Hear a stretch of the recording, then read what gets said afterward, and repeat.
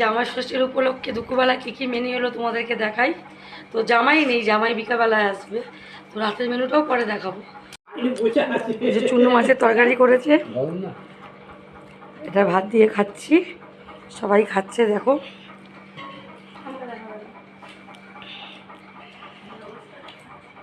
তারপরে এই যে চুনো মাছের চচ্চড়ি করেছে, আলু ভাজা, এটা আর মাছের তরকারি, আর সকালে পরোটা খাওয়া হয়ে গেছে।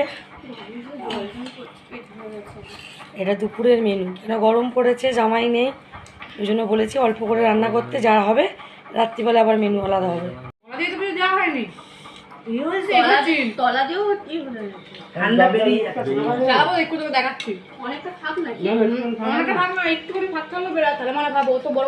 কত বেড়াচ্ছে